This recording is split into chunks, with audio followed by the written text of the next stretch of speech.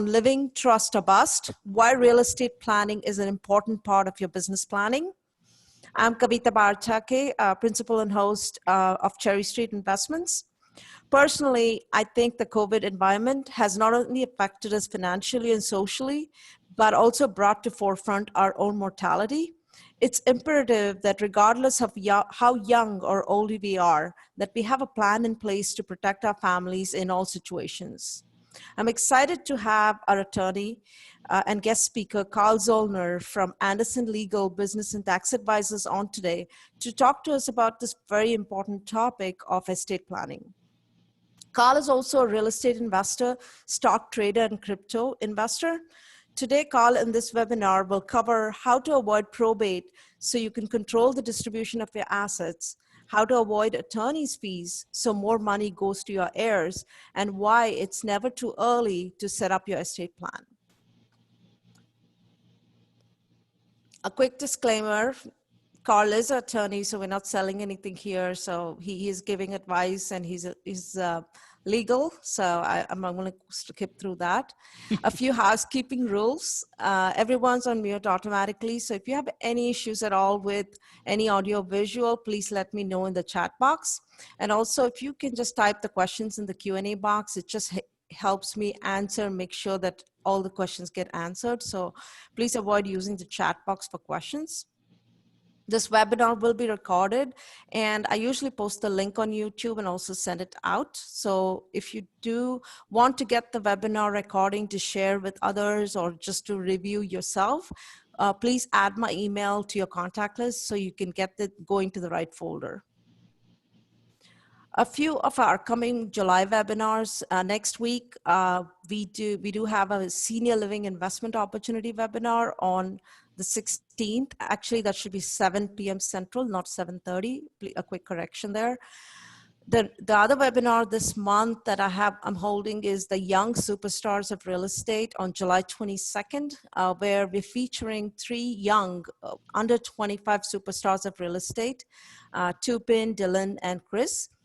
They have done millions of dollars in real estate investments and transactions, and I wanted to have them on to not only inspire folks who are new to real estate, but also to, your kids are invited. So this started mostly as a way to encourage and inspire kids to look at real estate careers and look at real estate investing and maybe even an optional career.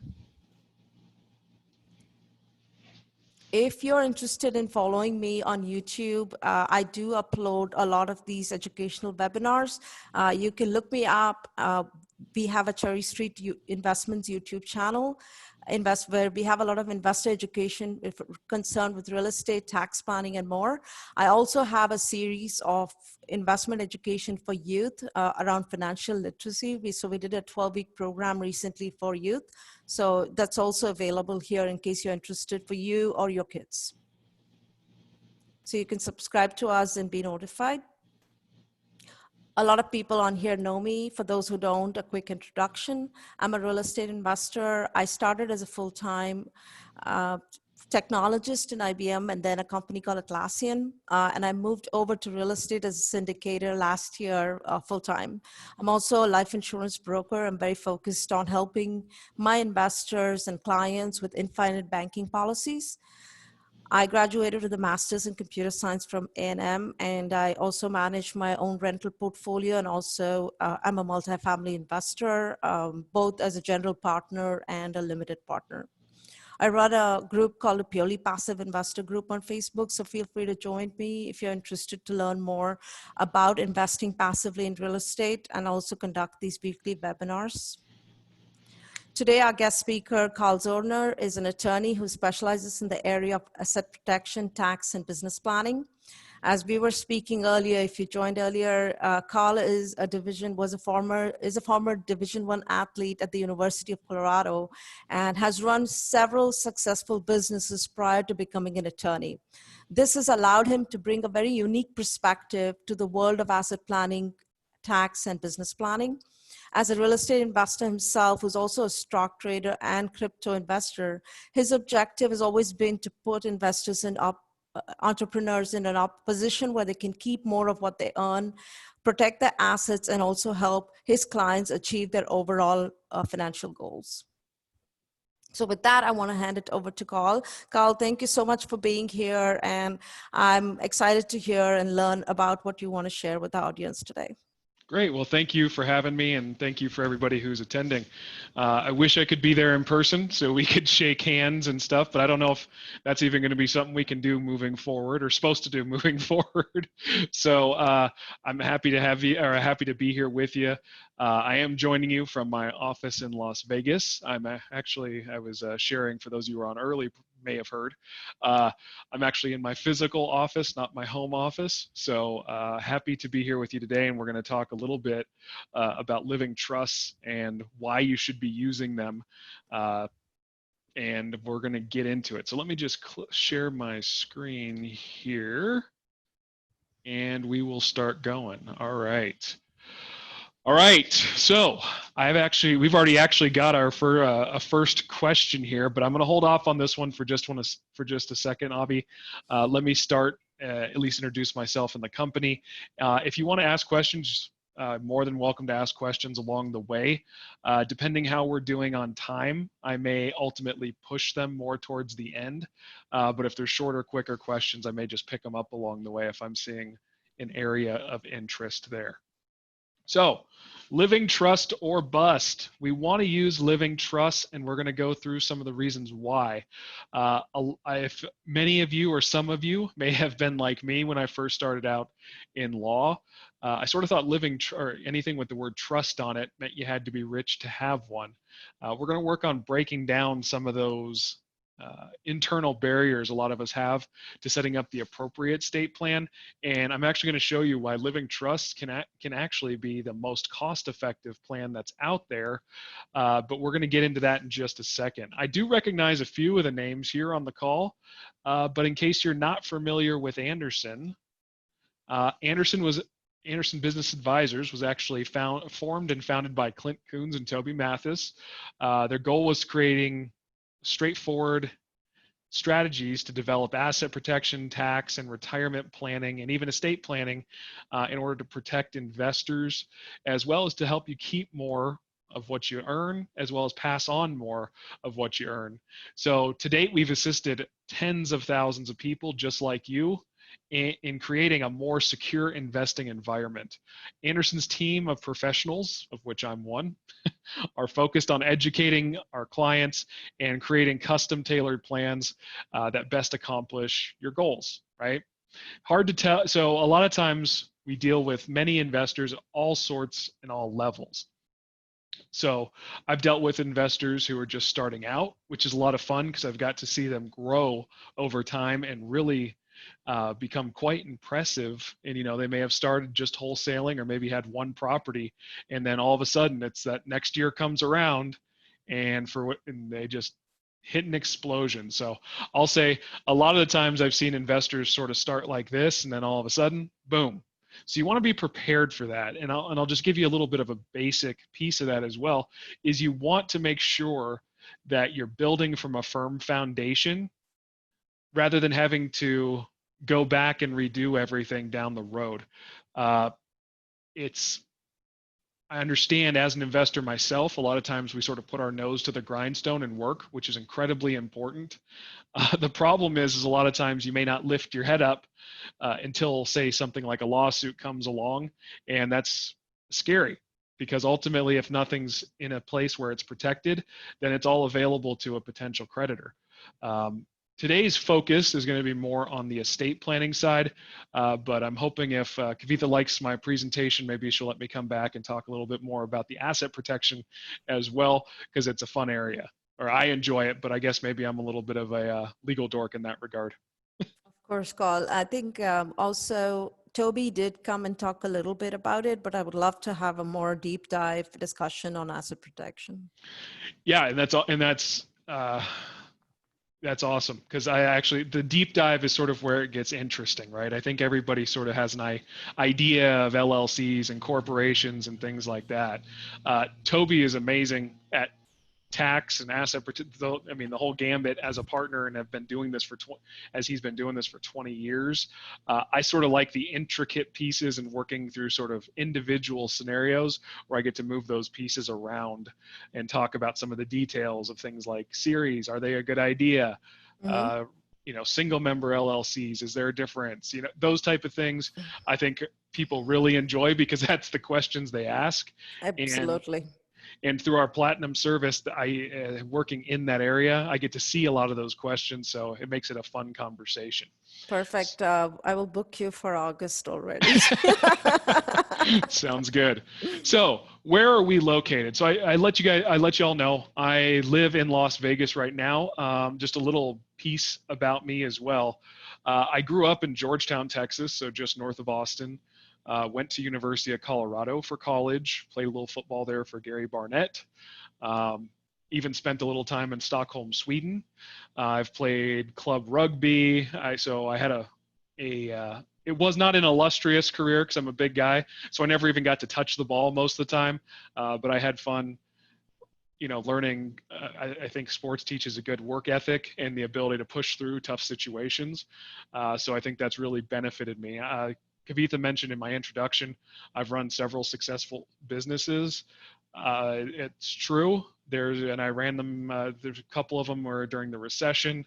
There is really, if I was going to say one thing to everybody, I guess I would say, you got to keep pushing through. You're going to run into some adversity. I learned this when I was playing sports, is you got to sort of envision yourself, and I tend to envision myself sort of like a freight train. And as things come at me, I sort of just let them bounce off and keep pushing through. So you will run into some adversity, some complications, things like that. But for me, personally, I've always found the biggest rewards tend to come after the biggest hassles. So keep pushing, keep moving. So I'm in Las Vegas right now. Like I said, I grew up in Texas.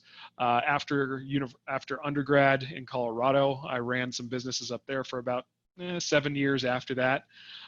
In running those small businesses, I employed and paid several very crappy attorneys over a period of time. And when I looked at the professional, I said, hey, what a great idea. Whether you're winning or losing, the attorney still gets paid.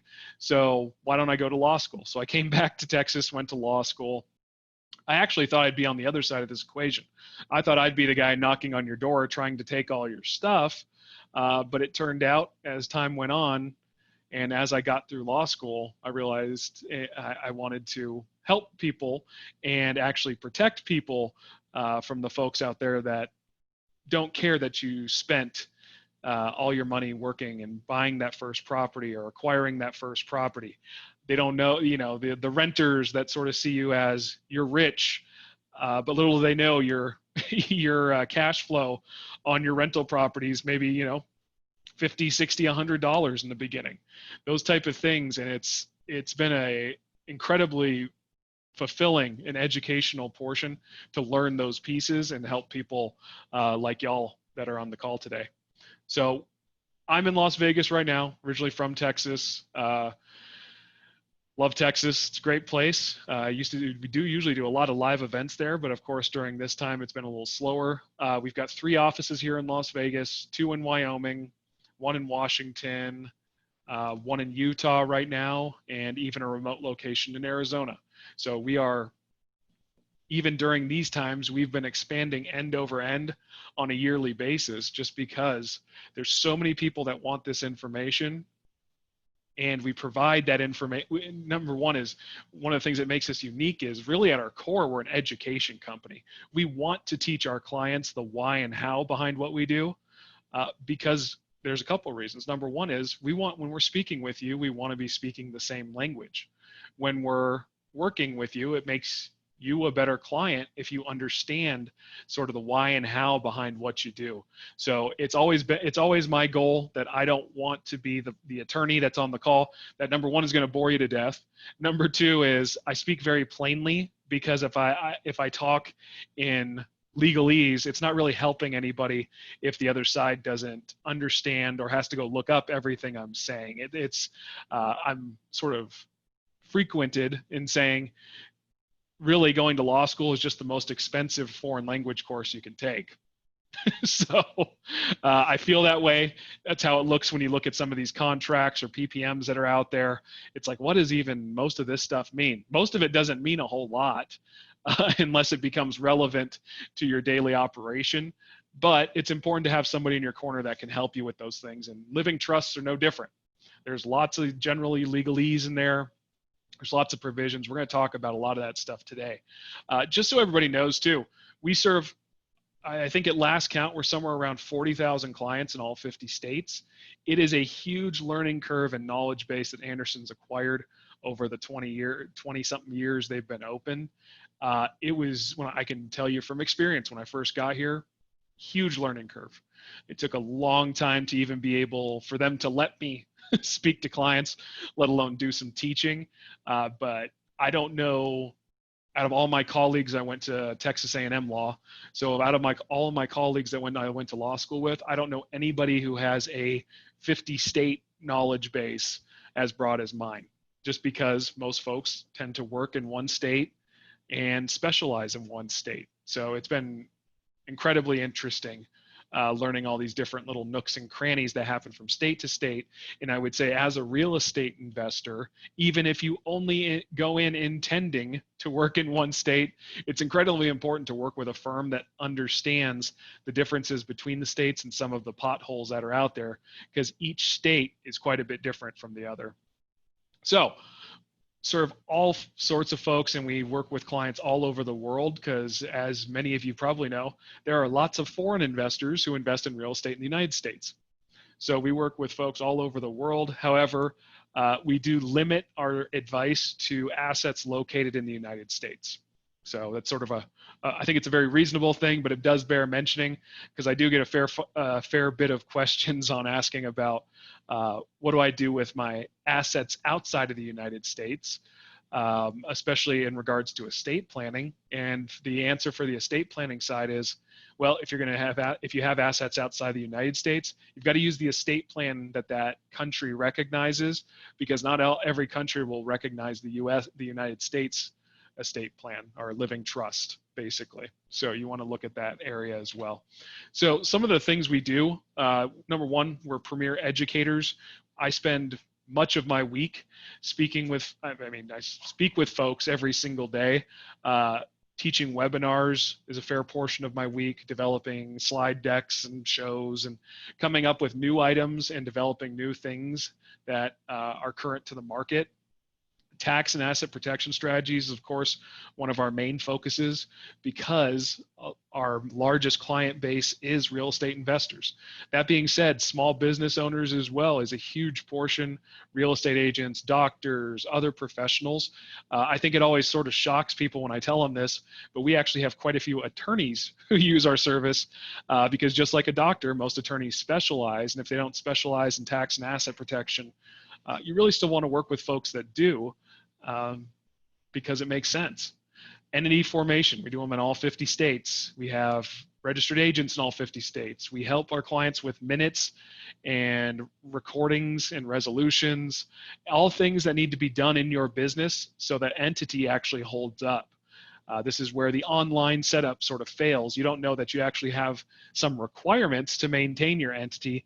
You are sort of led to believe you just set up this little box that protects you, and without having any of those requirements, it's not really doing much, especially if and when you get sued.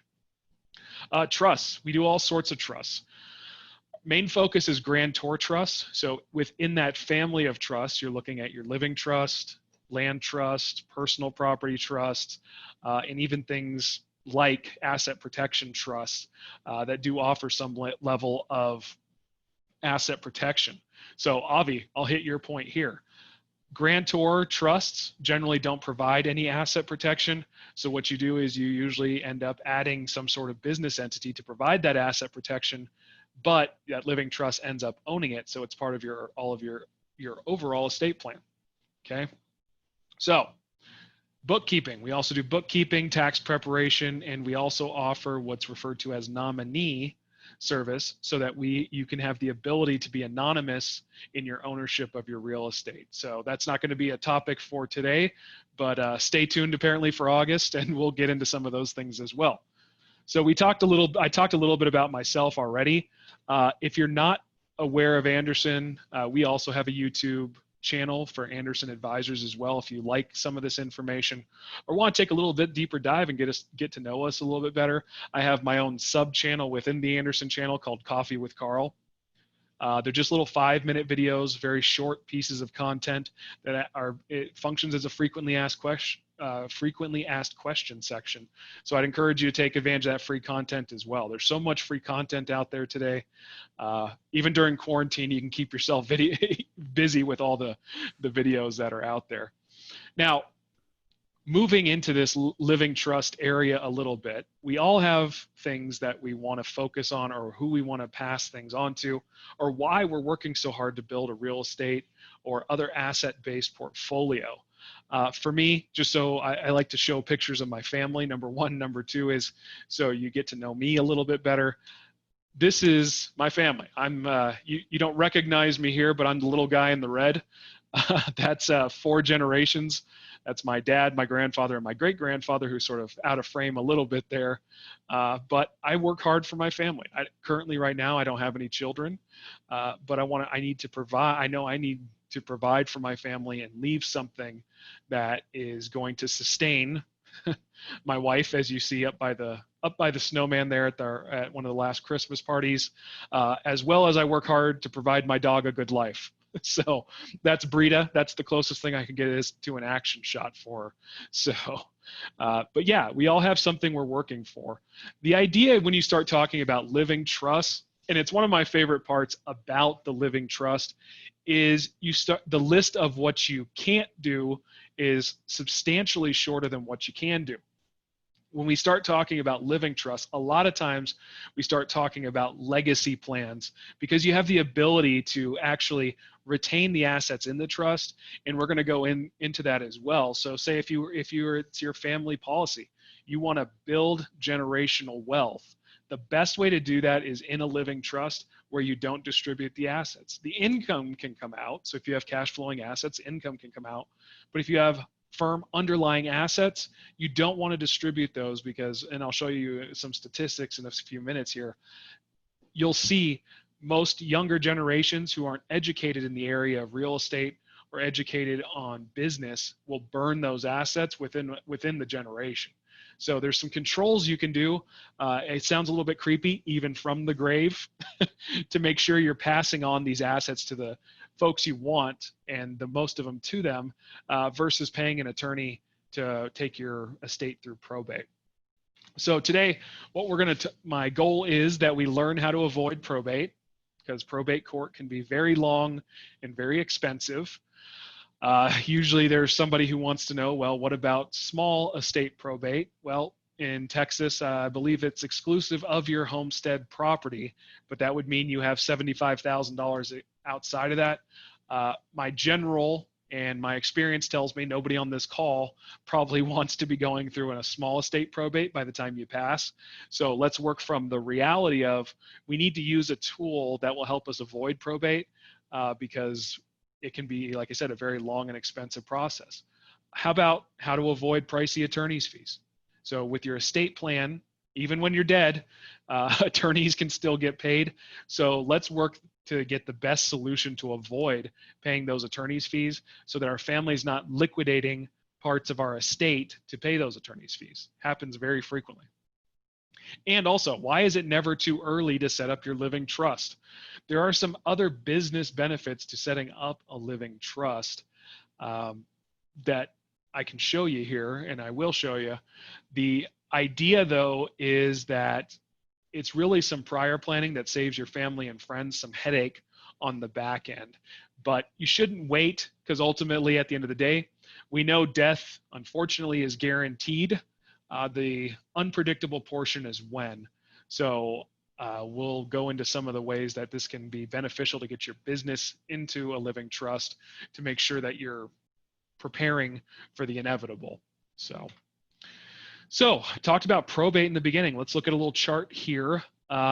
If you look at the top, you'll see the darker green line is a span of months. And these are all the different steps you have to go through when you go through probate. So if you look at the very bottom bar, which I think my logo is covering up a little bit, on average, you're usually looking about 18 months for an estate to go through probate. A lot of things can happen during that time. And we're going to go into some of the other headaches of probate. But even this simple bar chart, you can see you're really looking at somewhere between the 18 to 24 month on average. Here at Anderson, we actually even have an employee who's been in probate for over, I think at last count, 24 years due to a sibling conflict.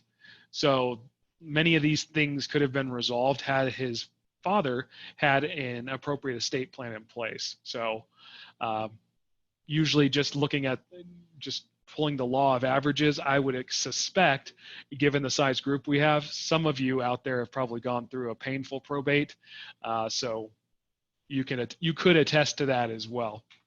So what are things that don't have to go through probate? So from a legal perspective, when you talk about probate, there are some things that are non-probate assets. So number one would be property that's in a living trust. Doesn't need to go through probate. So that's your first key there, right? If I can avoid that process, that's the best route. So property and living trust doesn't have to go through probate because it's added to that living trust during the course of your lifetime. The very basic concept is this, is if I take assets out of my individual name and put it in to another entity, a judge doesn't have to decide who ultimately gets it. So we use the living trust as that vehicle to hold the properties, hold the business assets. And that way, when I pass, my trust already dictates who gets what. So it's in that other entity already, so nobody needs to make a decision on it. Life insurance payouts are non-probate assets. 401ks and IRAs are non-probate assets either. So you'll notice for those of you who have IRAs in Texas, most common, a lot of y'all are working with Quest, who are great.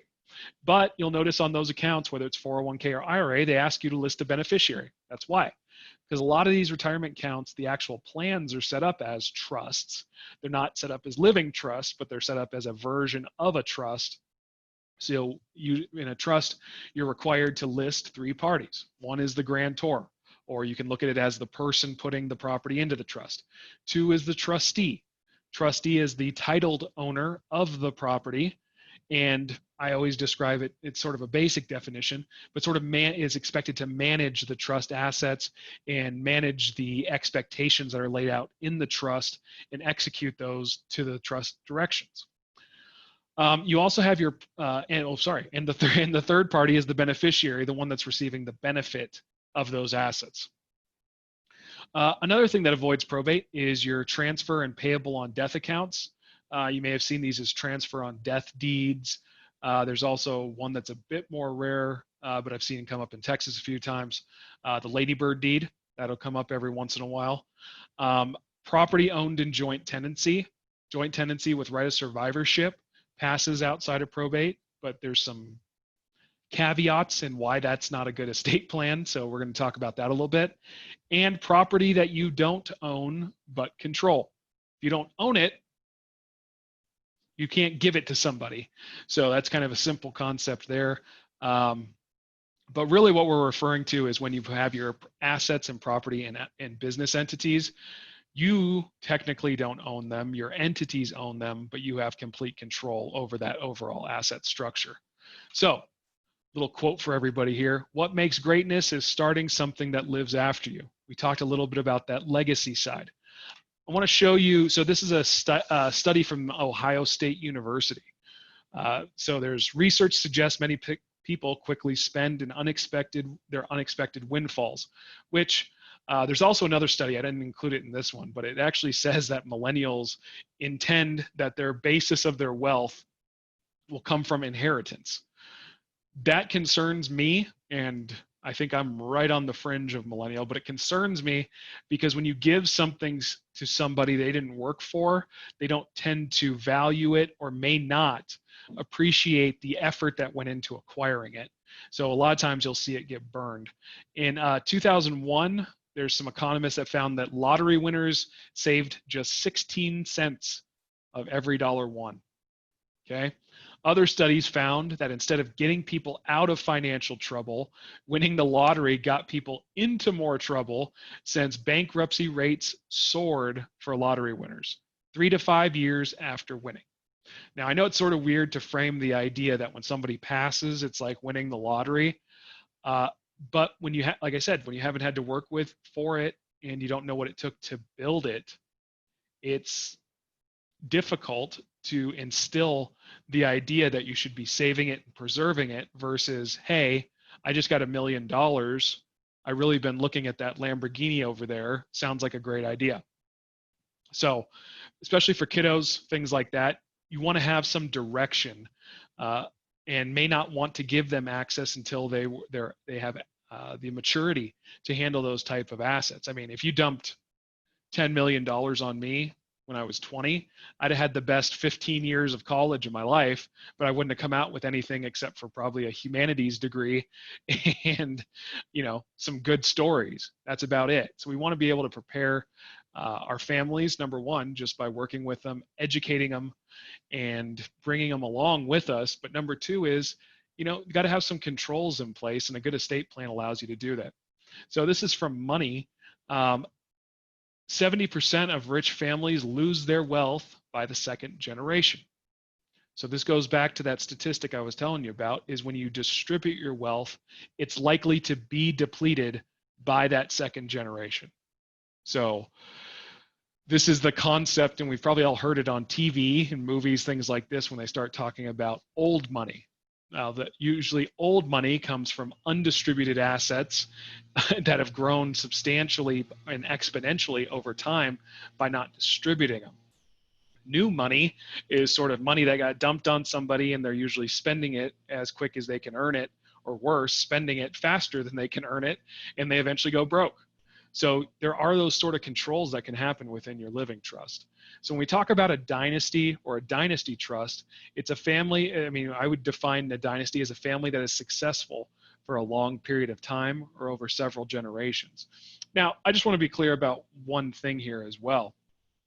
There is nothing wrong with dying and distributing your assets if that's what you want to do. It's your estate plan. You can do whatever you want. What I'm getting at a lot of times here is most people don't even know that's an option, not to distribute the assets, but maybe just distribute the income or have some strings attached to this type of distributions to your family. And it is possible. So that's why I introduced the concept of it. It's not appropriate for everyone. Okay. Everything's got to be tailored for what suits you, suits your investment activity, and also the great thing about a living trust is it can change over time. You can amend it, change it, go from a die and distribute trust to a dynasty trust. That can all be done within the trust itself. So just to introduce that concept as well. I always like this picture because I've never seen it in person. We've all heard the saying, you can't take it with you. That's true. But you could certainly be passing it on and giving a step up to future generations rather than trying to spend it down to nothing and going out with a bang. So I always like this picture because I've never seen one. You never see this in real life, but some people work, act, and build their business this way. And really you're putting your family at a disadvantage by doing that. But I think it's a good illustration of that. So how about from smart money? If you have some assets, maybe just a car and some nice furniture, or minor children, you still need an estate plan, even if taxes are not an issue. This is an older quote from an article when estate taxes were much lower, but it still bears mentioning, and it's still true. Even if you have only some items, it's still good to have a living trust because it avoids probate, number one. Number two is that a lot of times most folks that I see are actually missing some of the most valuable documents, which may not even be the trust documents, but the ancillary documents that come with them, like powers of attorney, HIPAA releases, final wishes, things like that are incredibly important. So living trusts or a fully formed estate plan are incredibly important to make sure things are happening the way you want them, even at the end of life and thereafter. LexisNexis, a great legal research resource. 58% of Americans do not have any estate planning documents in place. Okay. If I took a poll in the room right now, or in the Zoom room right now, that would be fairly consistent. I've done this live several times. That number is pretty darn close. AARP, I think they would know something about getting old and passing. Only 23% of American adults over the age of 50 have a trust. Why? Because we're told a will is the right way to go. Or we bite on advertisements that say, hey, get a $99 will. The estate planning industry is one of the, if you dug into it or gets, and I'll give you some knowledge on it, is one of the sort of dirtiest areas of law, in my opinion. Wills are known as what are called loss leaders. So when I sign you up for a $99 will, I'm probably taking a little bit of hit on the billable time. So it'll probably take me an hour or so to do a will. Usually that'd be about $350, maybe more. So I'm taking it at $99, but I'm doing it because I know I'm holding that will, and when you pass, I get to probate it. And then I get to charge your estate tens of thousands of dollars. And the sort of sad and gross part is I know you're not going to be around to complain about it. Now, that's one of the reasons why we don't do wills as an estate plan. Anderson, we draft trusts for the estate plan because we actually want you to be able to avoid that process versus having your family members find out about it once you passed. A few notable people who died without an estate plan, and you'll know about here, you'll know them when you see them because you probably seen the news when they popped up and sort of the drama that ensued because wills or no estate plan at all are not private. Here's Prince, passed away from an opioid overdose. No estate plan in place, and had a $300 million estate that 6 siblings squabbled over for several years in the process. Tons of potential heirs came out. It was an absolute mess, and he could have cleaned up a lot of that mess by having a living trust. Your estate is private when you have a living trust. Let's see here. How about Sonny Bono? Another one. Sonny Bono has an actually sort of, I would say, incredibly sad story here. When Sonny died, Cher showed up at Mary Bono, his then wife, showed up to the courthouse to be appointed as the estate administrator because Sonny didn't have a will, even a will in place. Cher then showed up and made a claim against the estate because Sonny owed back child support payments. Now, at the time, I'll sort of take everybody back to 98 here. Cher had a residency in Vegas, and she had a net worth of over $300 million at the time. Sonny Bono, after the Sonny and Cher show, became a politician and had a very low net worth, but Cher still thought it important enough to come down and cause a scene. Unfortunately, that contest to the estate made Mary Bono, Sonny's then wife, unable to even afford a funeral and had to borrow money until the issue was resolved and she could get access to Sonny's estate. So there's some sad portions there as well. Aretha Franklin. Aretha Franklin actually had a will. The sort of odd portion or interesting portion, depending on what you think about that, is by the time all of her family members came to probate, Aretha Franklin actually had 3 different wills naming different people as inheritors, or as heirs to her estate. So there is and was a long probate in place to try to decide, number one, which will was valid, and then who got what. So very messy process for her. Anthony Bourdain. Anthony Bourdain actually had a living trust when he passed. But here's the interesting thing, and a great illustration of how you know a living trust is private, is news sources, and some of you may remember this, depending if you're an Anthony Bourdain fan or not, but they said he only had $1.21 million at the time of his death. The reason they thought that is because that was the amount of money that was left left outside of his living trust. So they thought he died poor. He didn't. Or at least as far as we know, he didn't. I don't know the size of his estate. As far as I know, I don't think anybody's disclosed the official size because it's private. It was in a trust. But because the only thing the public could see was that $1.21 million, they thought he must have squandered his money away, but he didn't. He had a good estate plan and it remained private. I personally am from a family, and my own family now here in Vegas, we're very private. I don't need to know everybody to know what I have, how I earn, there's nothing wrong with fancy or flashy cars. I leased a Honda Accord for the first 3 years I'm here. That's not about what I was taught to value. I don't want people knowing everything I own at the time I pass. I'm sure several of you feel the same way. Usually in a will, you're required to post it. And in Texas, it's generally in the newspaper. So creditors can make a claim against your estate. In a living trust, you avoid that. So something to consider there. Privacy is a key for you. So yeah, even fooled the media. They couldn't figure out where all of his money was. It was in something private they couldn't see. So why don't more people have a plan? Okay. One, everybody thinks they have plenty of time. I was a victim of this. I thought that I had plenty of time. And eventually I had to get over myself and put my estate plan in place, because if something happens to me, I want to make sure my wife is taken care of when I pass. For the long time, my wife and I actually just recently got married, probably about a month ago now, actually less, maybe 3 weeks ago.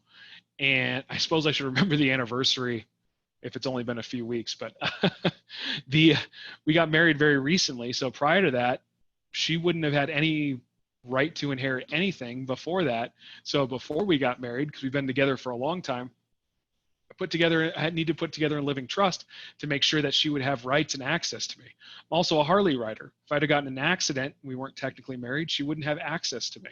So I needed to have the appropriate power of attorney documents, HIPAA releases, things like that in place, which with our living trust, we include all of those with it so that you get a complete estate plan. Because there's really nothing more disappointing than thinking you had a complete estate plan only to find out you're missing a key piece you need at the moment you need it. We also think it's an uncomfortable topic. Nobody likes talking about death. If somebody said, hey, what's your favorite thing to talk about that Anderson Advisors does? I like talking about estate planning, but I can also understand it can be kind of a depressing topic for those of you who are uncomfortable about talking about mortality.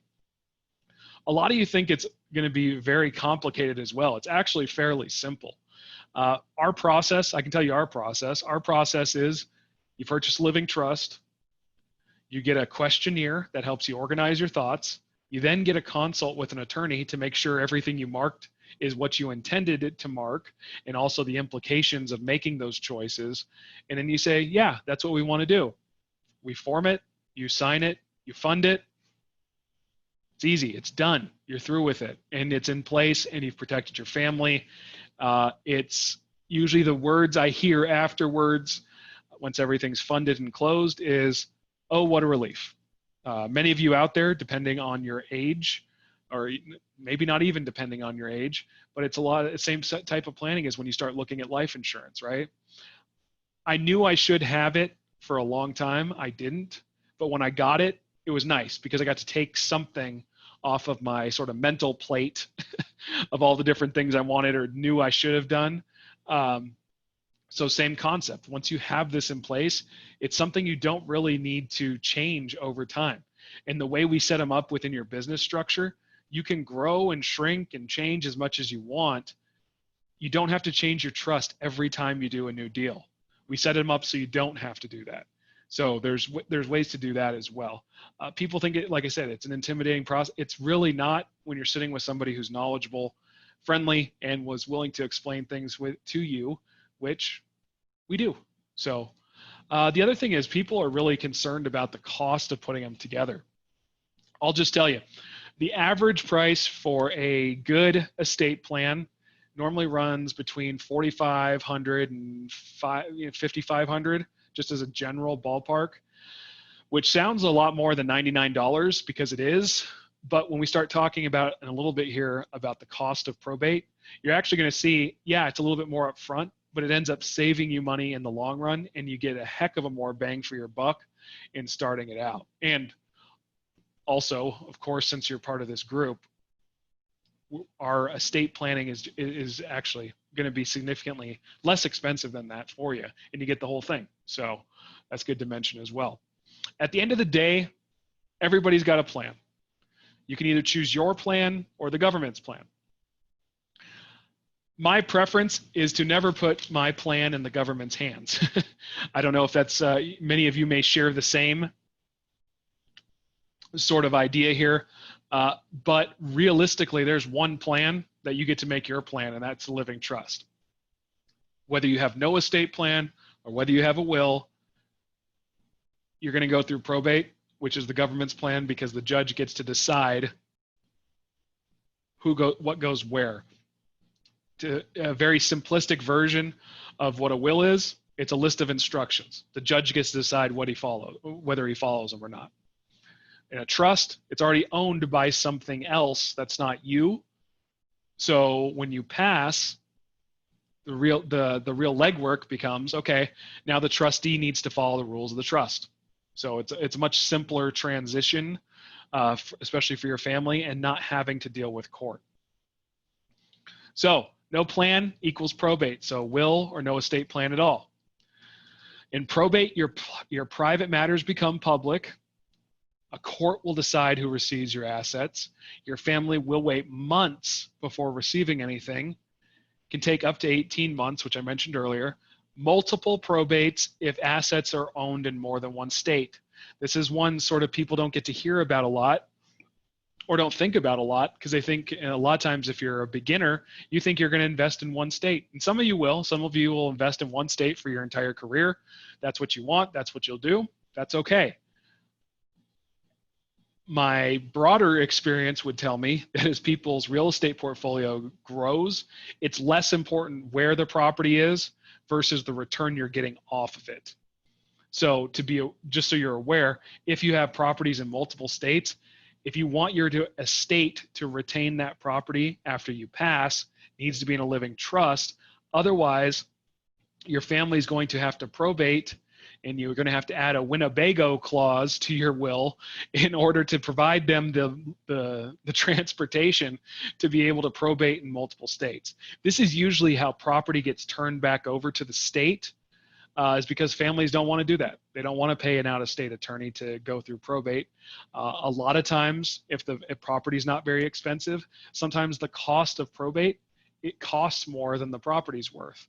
I mentioned Toby Mathis a little earlier. Even his grandmother had a property in Alabama, sort of the Florida-Georgia line area out there, and she had some property, and it was less expensive than it would have been to probate it, so the family let it, what's called escheat, back to the state, and they sold it.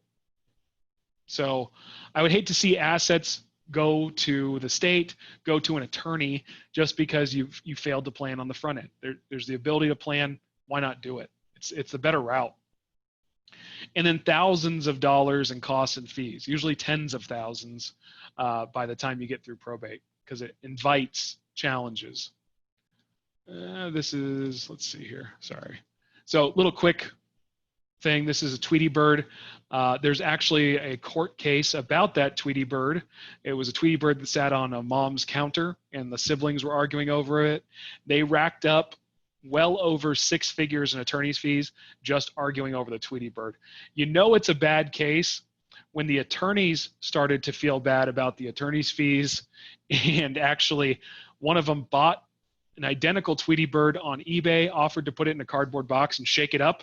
So both of them got a Tweety bird. They said, nope, we want to keep fighting.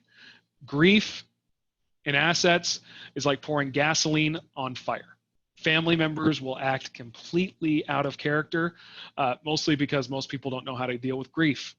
And it can create a scenario where you burn a lot of money over something in hindsight that was very dumb to spend a lot of money on.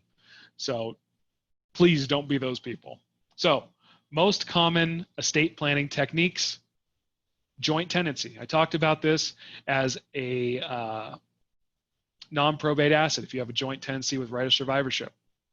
Okay, some drawbacks to joint tenancy: loss of control because each tenant has restricted right to access of the property. This is usually also referred to as the poor man's estate plan. This is what my mom's side of the family, grandparents did. And it caused lots of strife within the family. So I have some personal experience with this.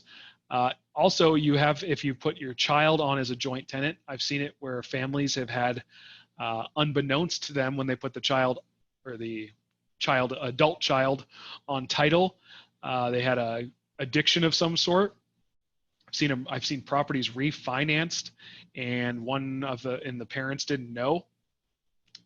So you want to be very careful about who you put on title with you or your spouse. Joint tenancy gives away property ownership to other tenants. Yep. And if you keep property in joint tenancy, even if you have an estate plan, it circumvents the estate plan. So you want to make sure all of your estate plan is appropriately funded so that the property goes to who you want it to. A jointly owned asset can be subject to a judgment against any owner and may be lost in the bankruptcy of another owner. So just like the refi issue I just mentioned, bankruptcy can be an issue. Lawsuits can be an issue if you have somebody on joint tenancy. So there's some pretty big gaps there by putting folks as joint tenants on even bank accounts or other titled things that you may not be aware of if you're doing it. So there's some pretty big gaps there. Wills. So there's a problem with wills that they only operate on death. Trust can also operate on incapacity, which can be beneficial as well, especially as we're living longer and medicine's allowing us to live longer. Many folks will become incapacitated far before they pass away. You can also do some planning in regards to if somebody gets, if I'm married to my wife, Joanna, I pass away and she gets married. I don't want some Yahoo going in and spending the money that's meant for her. So you can do some planning in the estates there with the living trust. You can lose control of your assets. Judge decides. They're easy to contest because they're already in court. So basically all you're doing is asking somebody to raise their hand. They are expensive because they require probate, and you can actually end up multiplying that per state with will. So there's some quick facts here. So on another AARP report, 90% of probates involve people 60 or older. This number here next here is from a 1990 report. $1.5 billion in attorney's fees for probates. Only 20% of estates are small estates. 2 to 10% average via AARP, and 4 to 10% via National Associations of Financial and Estate Planning. That's the amount of your gross estate that's spent on probate, which is huge. And just to reiterate, I said gross. Unreasonable expenses on a lot of them. You can even have continuing expenses for executors if it's taking a long time for the will or attorney. Typically over a year for that probate process, as well as I mentioned, it's public. So why don't most attorneys explain this? Like I mentioned, this is a loss leader. AARP actually recommended they should disclose the estimated cost of eventual probate proceedings. They didn't. And as a fact, most of the states with the Bar Association spent a lot of time and money burying that article. So even if you Googled it, it's actually pretty hard to find. Living trust. Living trust, we've talked about a lot of these benefits. You retain control. You can change or revoke it. You can transfer your assets in the ownership of the trust. Assets in the trust pass directly to those beneficiaries. You don't have to go through that court process. So we talked about many of these items over and over again. Probate avoidance, privacy, holds your IRA assets after your passing. Incapacity protection, it's a big one. Like I said, lots of as we live longer, parts wear out. So we need help if we're incapacitated. Blended family planning, that's our playmates and pool boys. Ongoing control over your distributions. I can control how the money flows out of my trust. I can have an outright distribution, meaning just distribute everything when I pass. Want to be concerned about that or want to be aware of that so it doesn't get converted to community property. I know a lot of folks on the call are in community property states. Texas being one of them. Let's see, inherited assets generally are not, sorry about that, folks, don't mean to give you, are not, excuse me, community property generally doesn't refer to inherited things, but over a period of time, if you intermingle them, Texas is also a just and right division state. So if the judge gets to decide. So if he can't tell what's separate or community, a lot of times they just get considered community and they whack them up from there. Same thing in most other states. Even if you're not in a community property state, a lot of the laws are very similar to community property states because most states will at least recognize a marital estate. You can distribute the assets at different ages. So I can stagger distributions to people. So if I have kids, maybe they get their first distribution at 20, small portion, because they're going to burn through it. Then a little bit more at 30. Then most of it at 40. And hopefully by 50, maybe they got it figured out or building their own business and they can pass it on to their kids. So you can control that in a trust. You can have a protective trust that you can help for folks that have that, you know, if you have a beneficiary that may be going through divorce or has creditors, you can retain those funds in the trust so that you're not distributing into them and a creditor's not taking them or ex-spouse isn't taking them. You have that flexibility in a trust. Continuing trust for a lifetime. This one is more of those ones that if you know you have somebody in your family who cannot manage money, but you know they're going to need money and you feel a responsibility to help take care of them, it's a great provision. Substance abuse trust. If you're going to have a legacy trust, it's my suggestion you have a substance abuse provision where the trustee has the ability to drug test somebody who's going to inherit. There is nothing worse you can do to an addict than dump a bunch of money on them. I've unfortunately had clients who had kids in that same scenario and they've passed because there was no control. The kids were successful enough in lying to the parent that they thought they were over the hump on the addiction.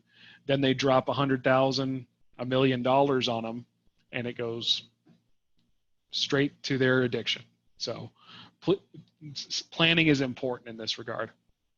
Special needs trusts are also important for adults, children, and other disabled individuals that may be getting Social Security income or a government's paying for portions of that person's living expenses because the government will step in and grab it.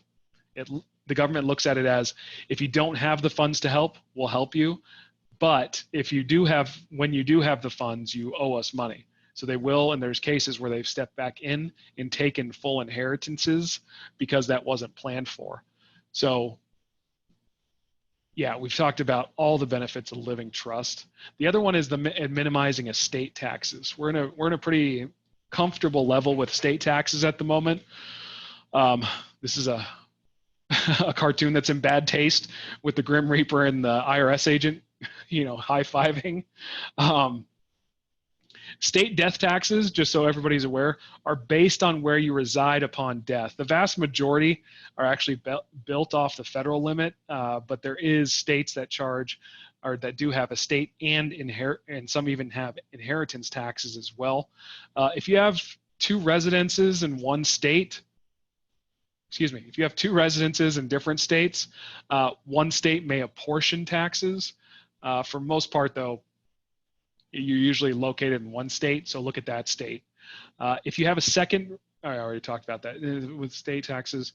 Yeah, so the general solution is if you do have two residences, many times you're going to claim the tax exemption or the best state or the state with the best tax rate to be the permanent resident of.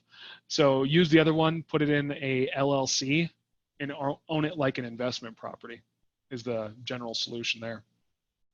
Here's a quick little map showing you some of the states with a state tax in yellow, state inheritance tax is blue, and the little striped one has both. So if you're in Maryland, sorry, that's a bummer.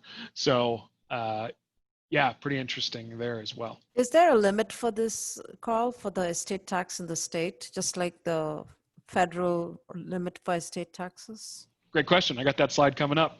Okay.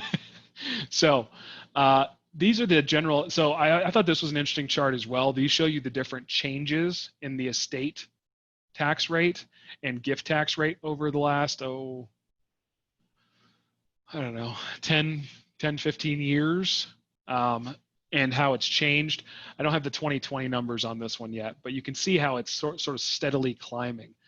We're now at a point in 2020 where we're at 11.58 million per individual. So as a married couple, you're looking right around a little bit over 23 million you can pass without hitting those estate tax limits. So federal, like I mentioned, 11.58 right now. These are some of the biggest offenders when it comes to estate tax limits. They're all reasonable at the moment, but a lot of times they lag the federal level. Any state that doesn't have their own level posted usually reflects the federal level. So just to be aware there. But yeah, Oregon is always a pain. Massachusetts, sort of shockingly enough, Minnesota sort of shows up in here. You'll see this a lot, that sometimes you sort of look for consistencies, but there may not be. So something to be aware of, especially if you reside in one of those places. You want to make sure you're keeping it in mind, because if you're keeping it, so as a married couple, if I'm keeping an eye on the $23 million range, I may not know that I crossed over the state level range, and then you're subject to those taxes. So I believe I listed all the ones that actually have those limits. Otherwise, they reflect the federal limit. So I mentioned the other documents that come along with the living trust as well. Includes a schedule of gifts. This is a document that basically provides for who gets what on items that don't have titled ownership. So usually when we look at titled ownership, you're looking at, vehicles, real property, so houses, things like, land, things like that. Schedule of gifts allows you to say, I've got my favorite fishing pole. I want that to go to, Uncle Bob. So that's your schedule of gifts. Pour over will. I know I spent a long time beating up wills. You will have a will that comes along with your estate plan. What it is a safety net.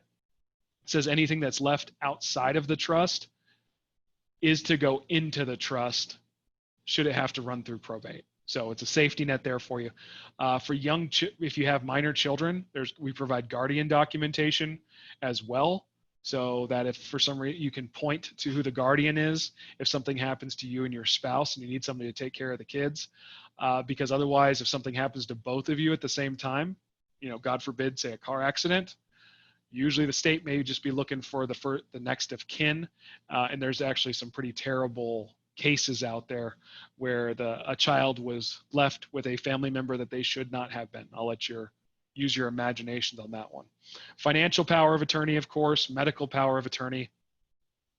Living will is a bit of a misnomer in that it's not, I wouldn't say it's really a will. It's kind of, other places refer to it as advanced directives. So what you want for your final disposition, what is, do you want a do not resuscitate order in these certain types of circumstances? But it's a good list of instructions, as well as your memorial instructions. Do you want it to be a celebration? Do you have a specific Bible verse or whatever, if you're Quran verse or, Torah verse, whatever, what have you? Do you have a specific quote you want read? It also comes with memorial instructions, so you can dictate that as well. So I think that's important because, like I said, many of the times these ancillary documents sort of get left behind, and a lot of times they're going to be incredibly important, especially when we talk about when that living trust kicks in. If you have some moment, if you have a period of time where you're incapacitated, you really want those financial power of attorneys and medical power attorneys in place. And also something that got left off of here, but also that we provide, is the HIPAA release. So you can provide access to your medical information to people as well. So important there. So I think I'm almost at my time here. So I think we talked about how to avoid probate, how to avoid pricey attorney's fees, and it's never too early to start your living trust, because we unfortunately don't get to know when we're going to die. So we want to make sure we have the right things in place, because by the time, say, you have an elderly family member, or you're at an age where you can no longer make those decisions or no longer have mental capacity, you can no longer put your assets in a living trust. So we want to do some preparation so we're not left wanting at the end, and ultimately because we don't know when we're going to pass. So we need to do that preparation early. So I want to thank you all. That's sort of the end of the presentation. Also, what I want to do is, I know there's some questions. I'll stick around for some questions as well. Also, I'm going to provide in the chat area. Let me see if I can. I wonder if I can just yank this link. So you'll see a link right under the andersonadvisors.com. If anybody on this call, we're going to offer it to the group, that if you want a free consultation, even a living trust consultation, we encourage you to use that link. What I'll do is, let me unshare my screen, and I'll actually just put it in the link in the chat so you can yank it and use it. Sounds good. Thanks, Carl. While you're doing that, I just wanted to get started on the questions. I know we are a little over time here. Sure. So let's start with the questions. Avi asks, if I transfer an asset in the trust, are these protected? I assume, is the asset protection in place? I don't think that's true, right? No. Just because you have an interest. Yeah, if it's a grantor trust, generally there's no asset protection when you put it in the trust. That's generally why we link them with LLCs. Gotcha. So that, yep. I hope, Avi, that answers your question. I wasn't sure what you meant by protected, whether it means asset protection or something else. Anand asks, how do living trust affect real estate financing for single family and small multifamily loans? So normally there's not much of a problem in a trust in actually obtaining the loan, because the trust is a look through to you. I'll tell you, for ease of use, normally if I'm going to purchase a property or refi a property, I tend to put, and they're going to use my credit, I tend to put it in my name and then put it back in the trust.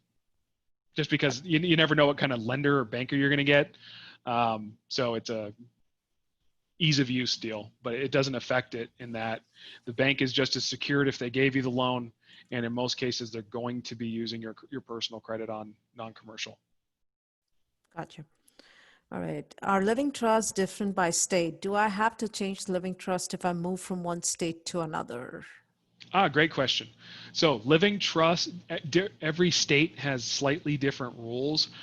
We tend to draft to Nevada because Nevada uses 365 years as the length of their trust, and also allows what's called decanting, meaning I could have a 365-year trust and it can actually pour the assets into another trust that gives it another 365 years if that wasn't long enough. So we tend to use Nevada for its asset protection qualities, as well as just the length of time as well. So if I'm doing a living trust in Texas, is that going to be different from doing a living trust in Nevada? it is. Okay. And the substantiality, probably not a ton, but we just tend to make them in Nevada because it gets the most protections, as well as the most time that we can get you from here. Got it. All right. How frequently do you need to update an existing living trust? How do you do this? Is it with visiting the attorney again? Yeah, so to update it, you generally would need to chat with your attorney just to make sure that there's some things you have to do. It's usually called a codicil to change it. How often do you have to update it? I've had many people who've never updated it. I usually tend to say, take a look at it about every 10 years. And if you have a substantial life change, it probably makes a difference to take a look at it. So divorce, maybe had a couple children, something like that. I think it makes sense to take a look at it. But if you're just buying assets and stuff, you just have to name the beneficiary on the asset or transfer the asset to the trust, right? After purchase. You don't need to see an attorney for that. Is that right?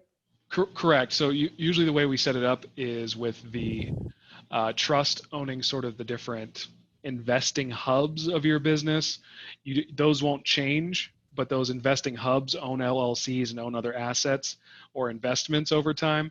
So by owning the hubs, those aren't changing, so you don't need to change the trust there. Got it. Got it. So the LLC is already owned by, or the LLC is a part of that trust. Okay. Yes. Yep. Your business is incorporated into that trust. What do you recommend for a real estate investor who's a resident alien on a visa but does not have a green card as U.S. citizenship yet? I think this is, what type of entity holding an estate structure do you suggest?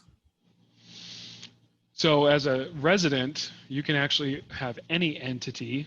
I would assume if you're a resident alien, you probably have it sounds like you're going through the process. So I would suspect you already have an ITIN. So I wouldn't, from an estate planning or real estate investment side, as a resident, I don't see much of a difference. I think as a visa holder, you'll still have a social security number, not just an ITIN. Okay.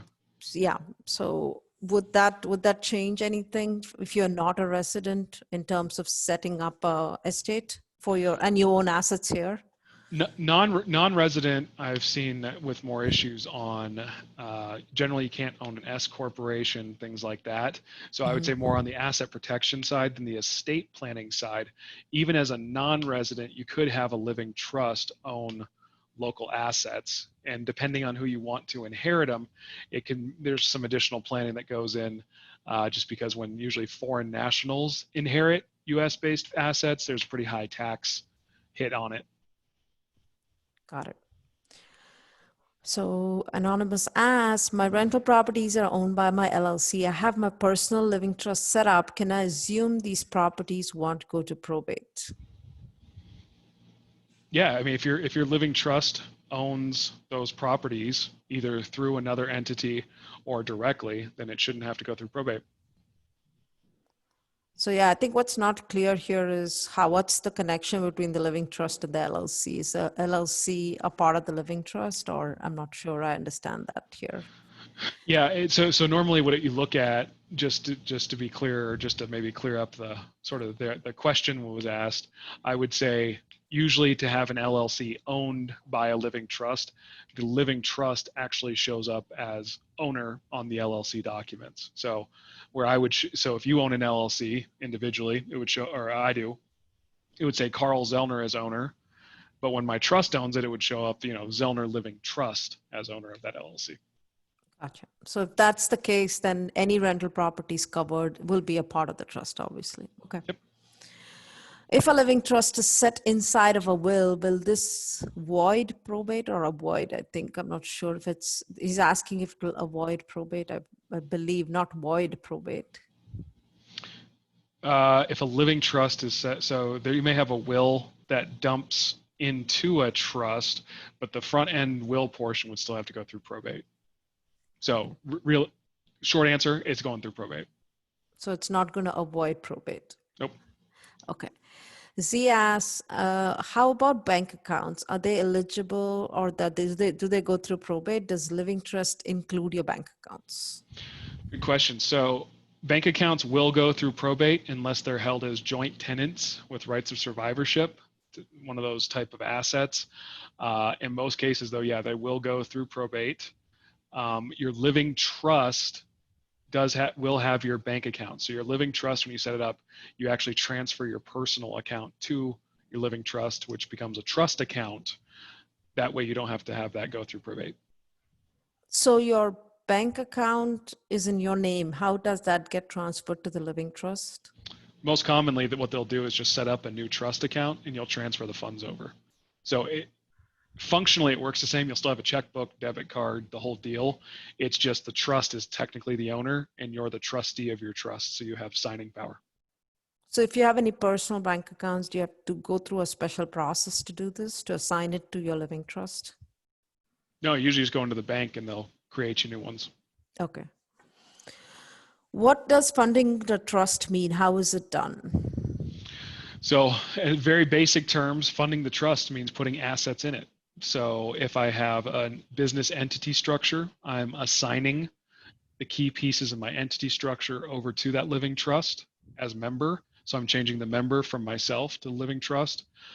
Say my personal residence, I would deed my personal residence into the name of my living trust. So funding it just means putting something in it.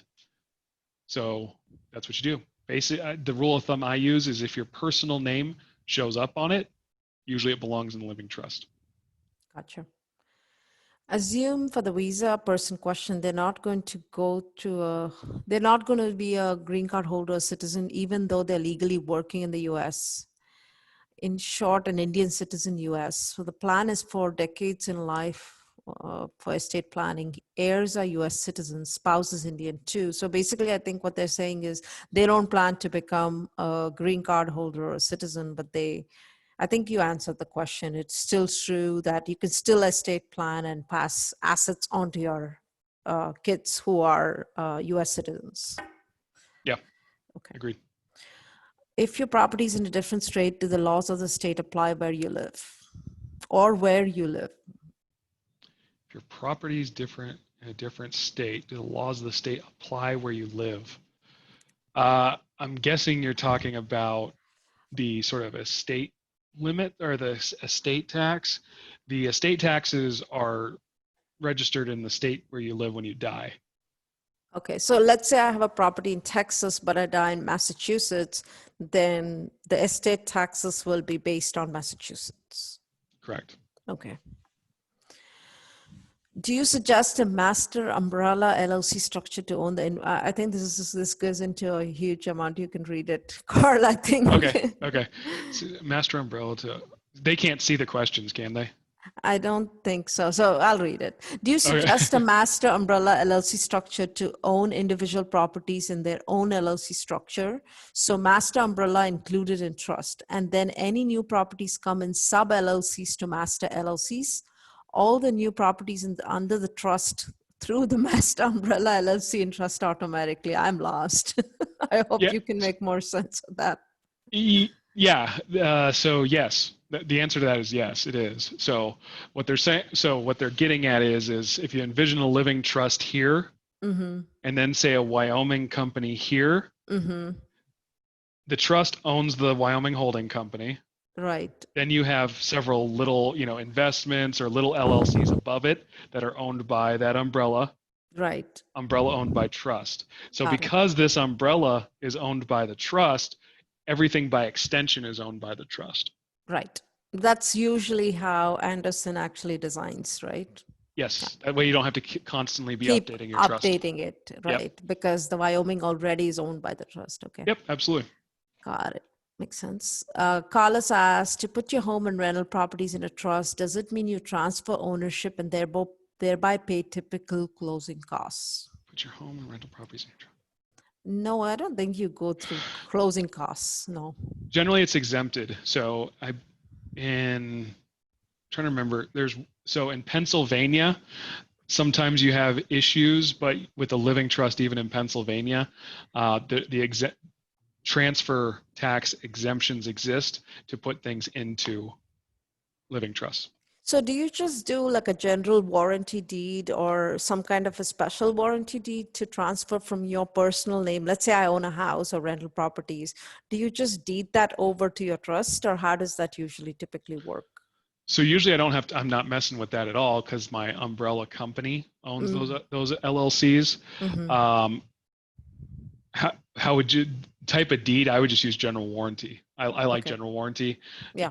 To me, it's sort of why not reserve all the warranties I need, especially in states that are going to require title insurance, things like that. It's an easier process.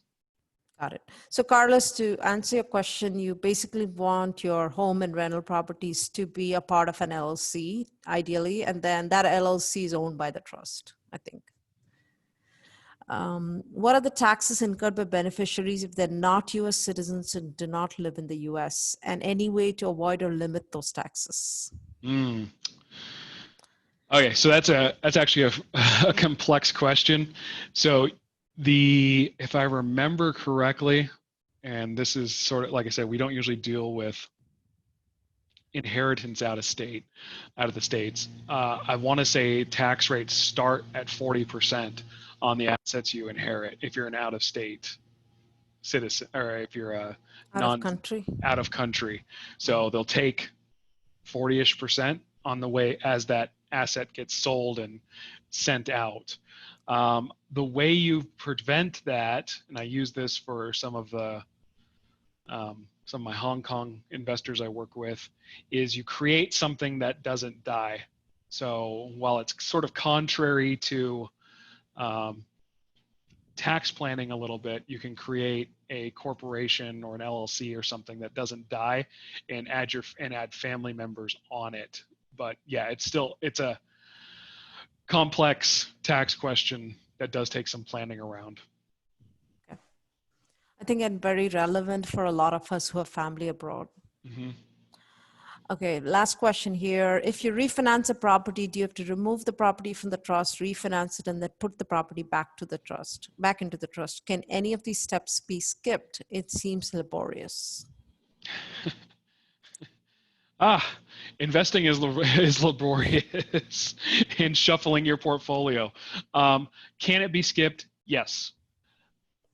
My experience has been that every time you can contact a lender, they promise you the moon, but by the end of it, that usually ends up being the process.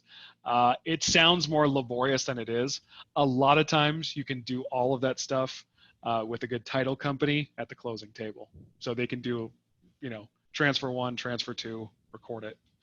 So it's not as bad as it sounds, but generally, yeah, you do have to go through that process.